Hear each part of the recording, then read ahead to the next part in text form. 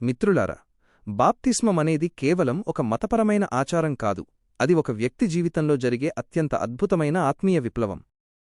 మనం చేసిన పొరపాట్లు, మనల్ని వేధిస్తున్న గతం, మోస్తున్న పాపభారం నుండి విముక్తి పొంది దేవుని బిడ్డగా కొత్త జన్మను పొందే గొప్ప అవకాశమిది.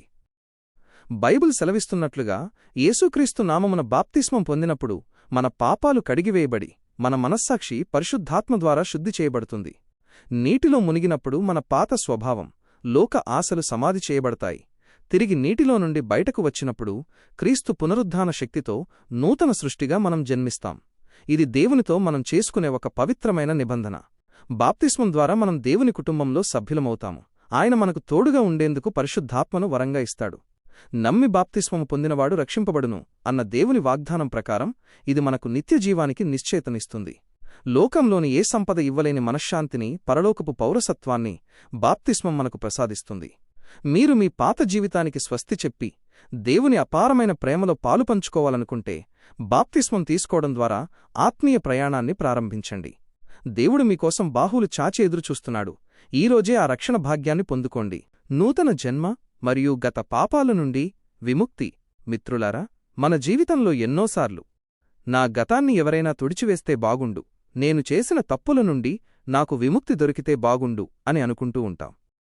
బాప్తిస్మమనేది కేవలం ఒక మతపరమైన ఆచారం కాదు, అది దేవుడు మనకు ప్రసాదించిన ఒక ఆత్మీయ పునర్జన్మ. మీరు మారుమనస్సు పొంది పాపక్షమాపణ నిమిత్తము ప్రతివాడు యేసుక్రీస్తు నామమున బాప్తిస్మము పొందుడి. మనం నీటిలో మునిగినప్పుడు మన పాత జీవితం, మన పాపాలు, మనల్ని వేధించే నేరారోపణలు అన్నీ ఆ నీటిలోనే కడిగివేయబడతాయి. లోకంలోని ఏ సబ్బు శుభ్రం చేయలేని మన అంతరాత్మను క్రీస్తు రక్తం బాప్తిస్మం ద్వారా పవిత్రపరుస్తుంది. ఇదొక కొత్త ఆరంభం, దేవుని కృపలో మనం మళ్లీ పసిపిల్లల్లా పుట్టే అద్భుత క్షణం. 2. క్రీస్తుతో ఏకమవ్వడం మరియు మరణంపై విజయం. బాప్తిస్మం తీసుకోవడమంటే మనం యేసుక్రీస్తుతో ఒక పవిత్రమైన బంధంలోకి అడుగుపెట్టడం. రోమీయులకు 6-4 ప్రకారం బాప్తిస్మం ద్వారా మనం క్రీస్తు మరణంలో పాలుపంచుకుని ఆయనతో పాటు సమాధి చేయబడతాము.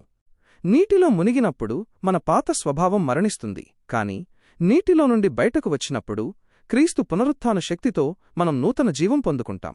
అంటే మరణం మనల్ని ఏమీ చేయలేదు.